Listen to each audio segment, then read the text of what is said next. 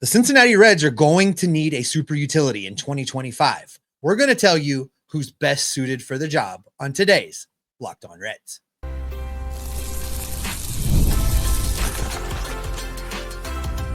You are Locked On Reds, your daily Cincinnati Reds podcast, part of the Locked On Podcast Network, your team every day.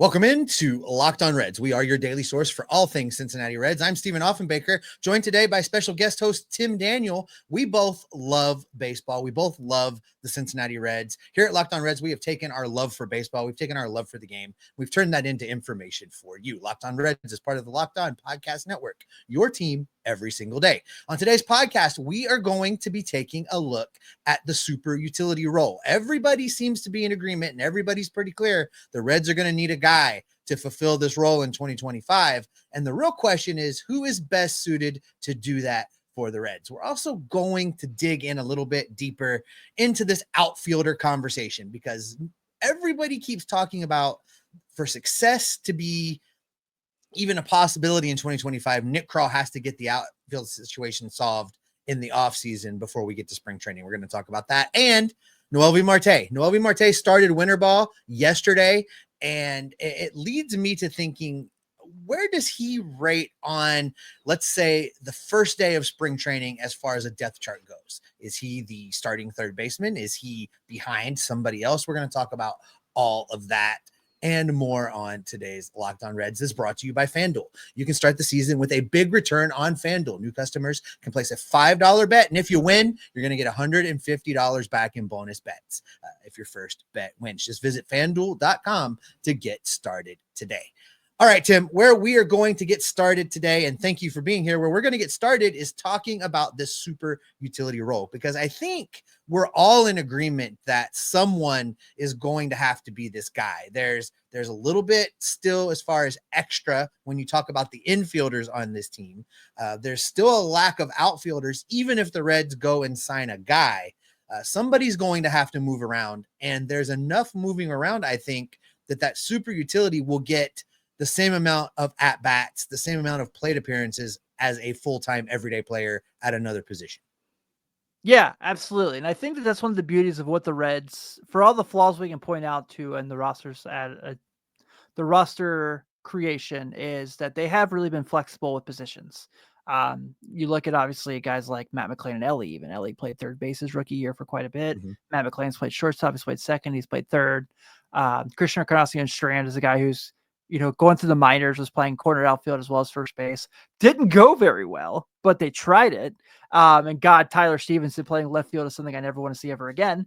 But hey, and he doesn't either. He's told me so. Yeah. But they've tried them all, right? And so I don't necessarily disagree with this idea. One of my favorite baseball players of all time, even though he did play for the Northsiders, is Ben Zobrist. And he was a guy who was very well known for playing everywhere possible. And I know everyone has a near and dear love in their heart for Ryan Friel, who is also very well known for playing multiple positions. So I love this conversation, Steve. I do have a person in particular in mind. I have a feeling we agree on that person. Probably we do. Let's talk about the candidates overall. Let's talk about all the guys that will be in consideration for this. We've heard from Nick Krall this offseason already that Jonathan India is a guy that they're looking at to be in this conversation. Nick Krall has made the point to mention that Jonathan India came up as a third baseman, that he's played second base, that he played first base last year, and they worked him out in the outfield last spring training before the injuries derailed everything. So whether we like it or not, I know that the Cincinnati Reds consider Jonathan India to be part of this. Matt McLain is another guy that you have to look at possibly filling this role. Clearly, he can play shortstop. He can play second base. He looked me in the eye and told me he's a shortstop. He has said he wants to remain on the infield. He's playing outfield right now in the Arizona Fall League. He has said that that's been a case because they had priority players at shortstop and second base, and they asked Matt if he would play somewhere else in Arizona just to get at bats. So college outfielder, played center field for UCLA. He's been playing outfield. I think you have to consider in an emergency, the Reds might look at that. And then we've got our guy, Spencer Steer, who's really been the super utility kind of, sort of, until injuries and lack of preparedness in the front office's part forced him to be an everyday outfielder. Before that, Spencer Steer, he's played third base. He can play shortstop in a pinch, can definitely give you quality second base, and he's been really good at first base from time to time. So I think those are the big guys. Is there anybody else that I didn't mention there?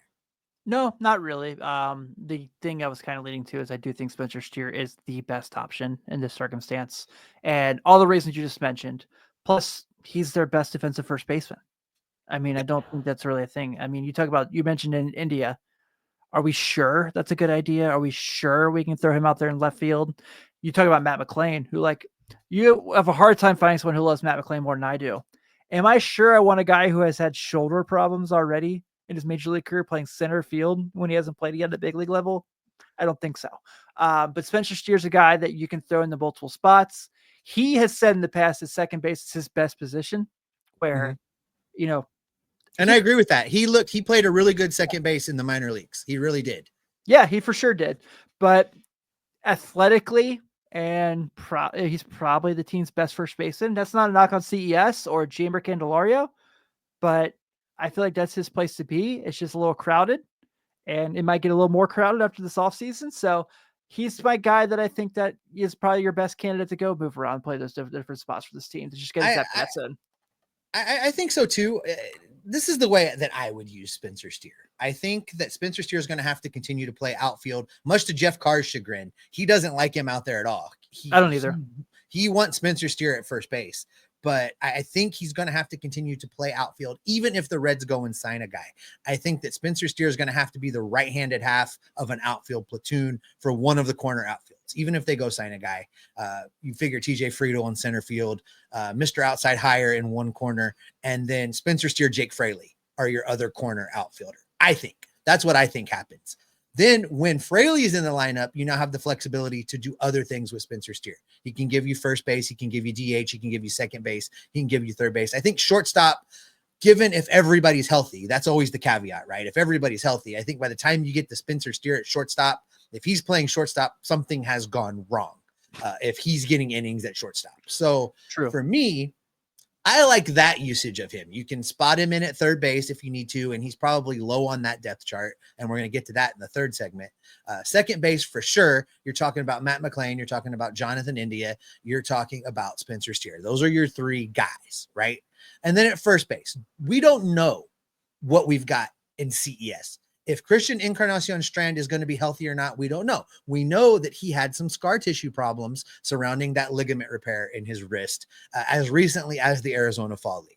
So I don't know that you can reliably go into 2025 and say, well, CES is our guy. He is our first baseman. I don't think we know that because I don't think we really know how that wrist is going to perform taking at-bats every single day. And until he takes at-bats every single day, and I'm talking about legitimate at-bats. I'm not talking about cage work. I'm not talking about a little behind-the-scenes session with somebody throwing in BP. I'm talking about fully pressing 100% adrenaline, facing a major league pitcher at bats. That's what we need to know. And we're not going to know that until he does it. So I think it would be irresponsible to head into 2025 saying CS is the first baseman, which leads me back around to Spencer Steer because you're right. He's the best first baseman on the team. Yeah, but where does Paul Goldschmidt play?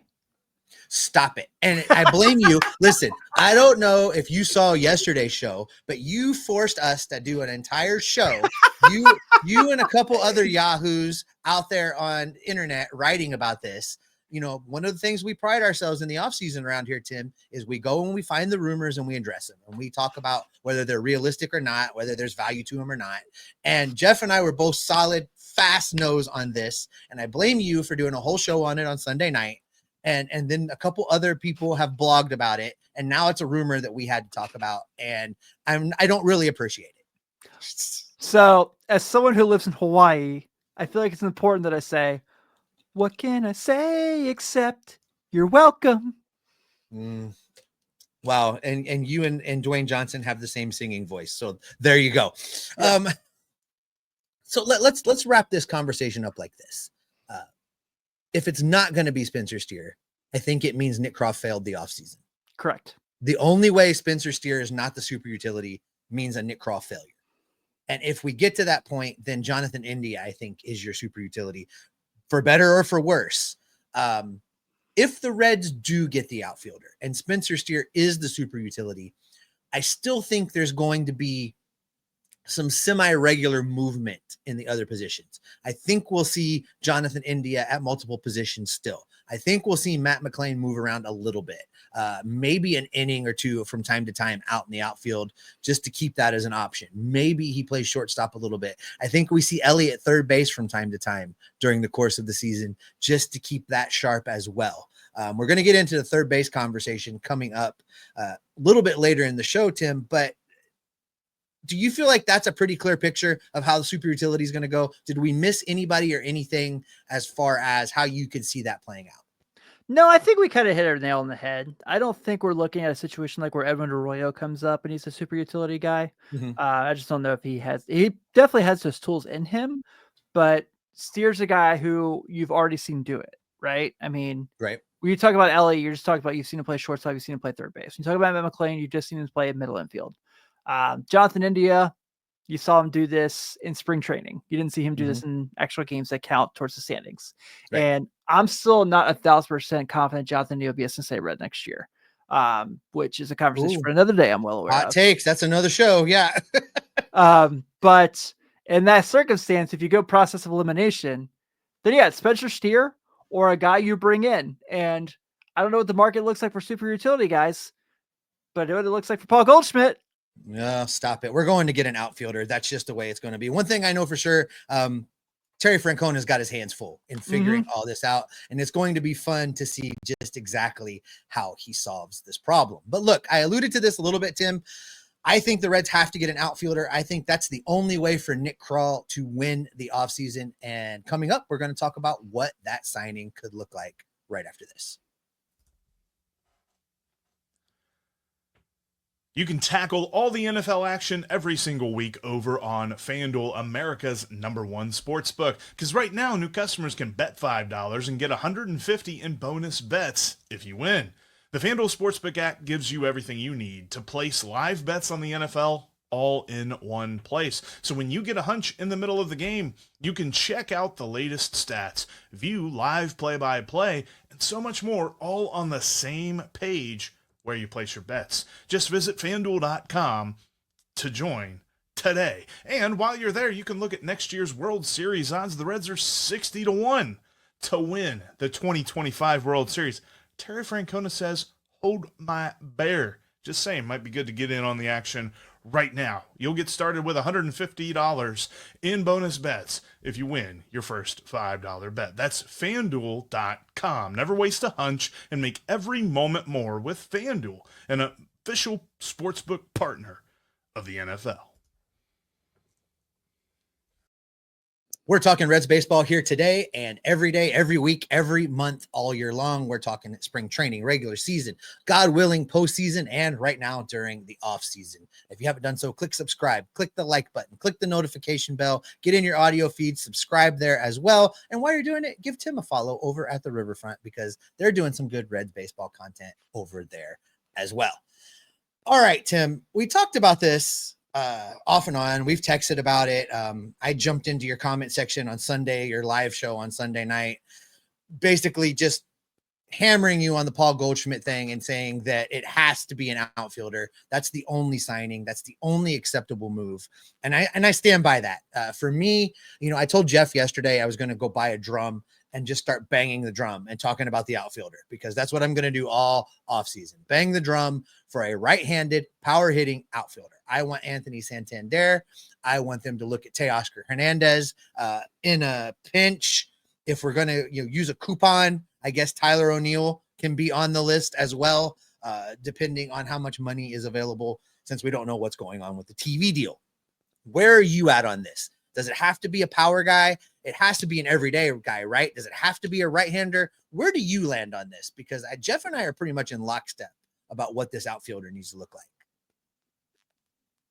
All the above, right? It does have to be a right-handed guy. It does have to be a power guy. It does have to be someone you can count on to play every single day.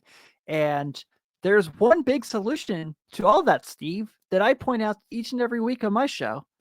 It's Luis Robert, the Chicago White Sox. All right. Tell me about it. Sell me on it. 3-year contract, White Sox aren't winning for 3 years. Mm-hmm. So they don't need him. This is their best chance to capitalize. Lou Bob is a guy who has been consistently good. He's a guy who, yes, battled injury this past season, but let's be honest, he's playing for the White Sox. He probably faked a couple of those. He probably didn't just want to play baseball for that team. I don't blame him. He's a guy who has 20/20 capabilities in other ballparks. What does that mean in GABP? He's a guy who has a ton of talent. He's a guy who at stretches probably looked like the future of the center field position in baseball. And I think for him, you solve so many issues in the sense of not only are you solving, hey, this is our center fielder, you're solving, hey, this is our leadoff hitter. Hey, this is our guy who we can count on to go in there and help us win games. And we have him under team control. And what's it realistically going to cost us? Because we've hit the big wave of Reds prospects, right? Like this next wave is not the wave we just had. So that's what I was going to ask you. So where does the deal start? Who's the opening salvo? Who is the ask from the White Sox? Because I guarantee you the ask is going to be a name like Cam Collier. The ask is going to be a name like Chase Burns or Chase Petty. The ask is going to be Duno. That's going to be the ask. Those are going to be the guys. So the question is, are you willing to are you willing to trade those guys away? Are you willing to make a package of 2 or 3 of those guys for an outfielder? Yes. Yes, you should be. We're at this point now. Guys, have you seen the Reds for 30 years? 30 years. You should be willing to do anything to make your major league ball club better. If that means I have to give up Edwin Arroyo to get Luis Robert, who I've seen be really good in Major League Baseball, do it. What are we waiting on? I'm sick of this. I'm sick of mediocrity. Win baseball games that matter. I don't care what Chattanooga's record is. I care what the Reds' record is. You're going to give yourself a hernia. So how many of these guys, what's the package?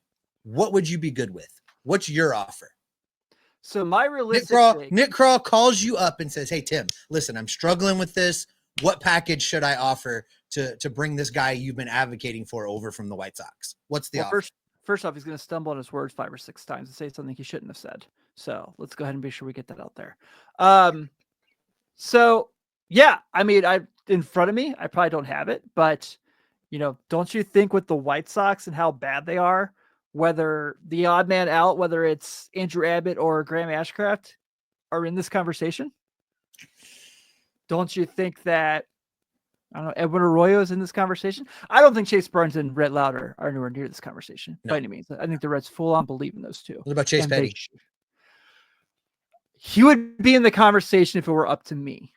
And it's not that I dislike Chase Petty. I really like him, but I know what Luis Robert is. For you, is Chase Petty and Alfredo Duno enough to get it done? Yeah, because I know that Tyler Stevens is going to be good for a long time. Right. And I know that. And Duno's a long way away. Right. The other piece of that, right? So. Yeah, and I know that my pitching depth throughout my organization is my strength. That's why you build those assets. That's why you build to have those guys. You know who you have. You know that you have Hunter Green. You know when he's healthy, you have Nick Lodolo. You know that you have Rhett the Hitman Hart. So I definitely am willing to have that conversation. And I know there's people who disagree with me, and that's fine. But I'm sick of sitting here every offseason going, man, wouldn't it be cool if they just went for it? Well, I agree with you in as much as nobody is untouchable. I agree with you that it's time to use some of the prospect capital to get the major league team ready to win postseason games. I'm there with you. So Jeff and I both are in agreement that really one outfielder might not be enough, that the Reds would need 2. I agree. And I don't see them going out and signing 2. They're not going to sign both Teoscar Hernandez and Anthony Santander. That's not going to happen. They might get one of those guys, but then they got to go and trade for another one. This is a viable option, and I appreciate you floating it because we haven't really got into it yet. I know that it's on Jeff's list to talk about, and so this is going to motivate him now to come back and tell us why we're lunatics. But I agree. So outfielder conversation then. 1 or 2, do you agree that they can't sign 2 free agents? And would you be good with signing a free agent and working a trade for your guy in Chicago? Yeah, I would absolutely love that. Likelihood of that, probably not super high. But if this is a situation where you get Lou Bob in a trade and you go get whether it's Teoscar or Santander, I think you feel really happy about your offseason. You kind of said on a coupon you would take Tyler O'Neill. I like Tyler O'Neill probably a little more than you do in this conversation. I don't think he's an everyday outfielder. That's fair. I think you gotta platoon him more, which is why if the criteria is an everyday right-handed power hitting outfielder to be in the corner outfield for the Cincinnati Reds for 2025, then Tyler O'Neill really doesn't fill that bill in my mind, which is why I feel like he's the next tier, right? So Juan Soto is the top tier. Juan Soto is the cream that has risen to the top. That's the guy. The Reds aren't getting him. It's just not happening. Not with that attitude, they're not. The next batch is Teoscar Hernandez, Anthony Santander. That's the next group. I want the Reds picking from that group. And then if you got to go lower, maybe to get your second outfielder, if you're not going to make a trade, then you could get Santander and Tyler O'Neill. You could get Teoscar Hernandez and Tyler O'Neill. I think that's a little more realistic if you were to go and sign two. But if you sign one and trade for one, then you don't need the Tyler O'Neill. Yeah, I think those are great, really good points, Steve. I like Tyler O'Neill. Like I said, probably a little more than you do. I do understand your sentiment as far as you maybe don't trust him to be an everyday outfielder, and I think that's rational. Do I think he could be really good in the ballpark that's in which to say Reds play 81 games a year, though? I think he could be really good there. But he is definitely, I'm with you, lower on my list than Teoscar Hernandez, Anthony Santander, and Luis Robert. And just we always talk about how Great American Ballpark's a hitter's park, and we never really talk about what that means. Just as a quick example, last year in a 1-year sample size, Great American Ballpark for the hitters was 11% better than league average. And in a multi-year sampling, it's 6% better. So you do get more offense out of Great American Ballpark, which is why we always say hitters should love to come here. And now's the time to get a hitter in here. And I think it's going to happen. Hey, Steve, you know who would have hit 34 home runs at Great American Ballpark last year? Who's that? Paul Goldschmidt. Oh, stop. Coming up, we're going to talk about third base, not first base. We're going to be talking about third base for the Cincinnati Reds because Noelvi Marte is playing winter ball. And it makes me wonder, is he day one, opening day third baseman? We're going to talk about that coming up next. The World Series, the Super Bowl, the Olympics. The world's top athletes get to play in these top-level sporting events thanks to the one thing. That's teamwork. And teamwork can also protect your financial legacy and your family's future. Select Quote's licensed insurance agents are the perfect teammates when you're shopping for customized, affordable life insurance. They can find the right policy to keep your financial legacy safe. You invest so much time to take care of yourself and to be the healthiest, best version of you. Select Quote's exclusive policies can reward that effort. And these policies are more affordable than you think. You could get coverage for up to $1 million for as little as $20 per month. Get the right life insurance for you for less at selectquote.com/lockedon. Go to selectquote.com/lockedon today to get started. That's selectquote.com/lockedon.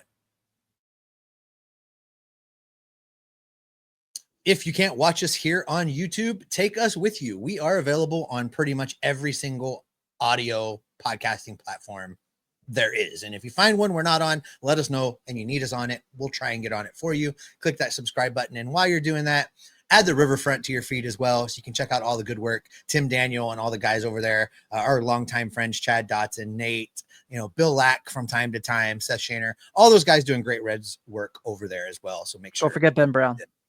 And my guy, oh my God, he is great. And by the way, I don't know if he listens. I hope he does. Ben, you better. He does. He does. Congratulations to your son doing all the things your son is doing. That's super cool. I can't wait until you can hook us up with Division I tickets somewhere. I'm looking forward to that. All right, Tim, let's get into this third base conversation. We avoided it there in the first segment because I have a specific question to ask you in regards to third base for the Reds, because Jeff and I last offseason got a little caught up in the Noelvi Marte hype, and then he broke our heart with the PED suspension, and then never really recaptured the magic. Also on the list of available third basemen for the Reds heading into 2025 is you got to find a place for Jeimer Candelario to play. Right. First base seems to be crowded at this point, depending. Third base, not so much. The Reds have already said Elly De La Cruz is the shortstop. So you're looking at a situation where third base could be Jeimer, third base could be Noelvi, and Nick Krall has, again, specifically mentioned that Jonathan India came up as a third baseman, but God help us if he's starting there with any irregularity. So where do we begin this conversation? If we're filling out the lineup, or not even the lineup, if we're filling out the depth chart heading into the first day of spring training, is Noelvi Marte the Reds' third baseman? Is it Jeimer Candelario? Do you have another candidate that would be at the top of that list of the position group heading into spring training? I think Noelvi Marte is probably penciled in at number 1 on the depth chart. My issue is I don't know if that's the best idea. My other issue is I don't know who is the best idea. Because what we saw from Jeimer Candelario last year is not good enough. It's unacceptable. And I know someone's going to come in here and be like, yeah, especially with the contract. I don't care about the contract. I care about what he did. Yeah, I don't care about what he did when he was in the batter's box. And it was not good minus a month. But for me, it comes down to, okay, if it's not him, if it's not Noelvi Marte, who is it in that sense? And that market's not as attractive as the outfield market that we just talked about. We just named 3 high-quality baseball players. That market for third base is not the same. And if you're looking internally, your best bet after him is Evan Arroyo, who you don't know who he is yet. And I like to think Evan Arroyo is going to be a very good major leaguer. I believe he's going to be a very good major leaguer. I have no evidence of that. So when it comes down to Noelvi Marte, in the sense that I always think he's going to be a high strikeout guy. I just think that's the kind of player he is. But do I still think he has the upside where he could be a very good major leaguer? Yes. I think he's certainly athletic enough to be a very skilled third baseman. I, like you, was on FanDuel making Rookie of the Year bets before the PED suspension. Glad I didn't place those. I don't know, they might have avoided it out, but that's neither here nor there. So I do think, to kind of, before I start rambling, I do think that Noelvi Marte is option 1. Okay. I just don't think it's and I know the comment section is going to be active with the Santiago Espinal fan club, and they are going to want to know why he is not in consideration. I don't see him as an everyday starter. I think he's a valuable end of the bench insurance policy type of guy. I don't even consider him in this conversation. I disagree with you. I don't think Noelvi Marte is at the top of this list. I think we head into spring training with Jeimer Candelario being considered the everyday third baseman. I think that Noelvi Marte will be given the opportunity to take that away from him. I think Noelvi Marte will be given the opportunity to come in and show that his 49 OPS plus in the 2024 baseball season was a fluke because he missed so much time. I think he'll be given the opportunity to show us who he really is. And in the meantime, Jeimer Candelario is making money. And I know we don't care about the money, you and I, but I know that the Reds do. They're paying him a solid contract, not to be a guy at the end of the bench. I see Jeimer everyday third baseman with some DH opportunities and a very rare appearance at first base, depending on how everybody's else's rest cycle is going along. That's how I see this playing out. Now it gets fun if Jeimer is playing well and Noelvi Marte shows us he really is the guy we thought he was going to be before all of the things happened. That will be a great problem to have. And that would make Jeimer almost expendable in the trade market. The best scenario in the world for the Reds is both of those guys play great baseball in the first half. That's all you can hope for, is that circumstance right there. That is cherry on top. But realistically, not confident that's going to happen. Is Noelvi Marte the 49 OPS plus guy? Is he? No idea. No idea from you. Prediction from you on the spot right now. I want to know what Noelvi Marte's OPS plus will be for the 2025 baseball season. 102. 102. You think he's only going to be 2% better than league average? I disagree. I think he's going to come in with a chip on his shoulder. He's going to finish with an OPS plus of 115. He will be 15% better than the league for the 2025 baseball season. He's going to come in with something to prove. He's going to come in humbled. He's going to come in ready to play. And Terry Francona has already started working with him. He went to the Dominican. He met with him. He's adjusting his attitude. He is going to get Noelvi's head right. He's going to get his playing right. Noelvi Marte is going to have a breakout year. I hope you're right, man, because that solves a lot of problems for the Reds. And then we can look at that Jonathan India to Seattle thing. Here we go. And on that note, get in the comment section on that. That is where we're going to wrap up this edition of Locked On Reds. Thanks so much for making us your first listen every day. Everydayers, for your second listen, head over to the Locked On MLB podcast. Check out Paul Francis Sullivan. You can call him Sully. He has you covered with all of the national news each and every day. It's part of the Locked On Podcast Network, just like us, and you don't even have to go search for it. There's a link for his show down in today's episode description. Until next time, we're going to keep gathering up all of the rumors, even the bad ones like Paul Goldschmidt. We're going to gather up all the news. We're going to gather up all the information. We're going to bring it back here to keep you locked on Reds every single day. Wonder if they noticed you weren't Jeff. Probably not.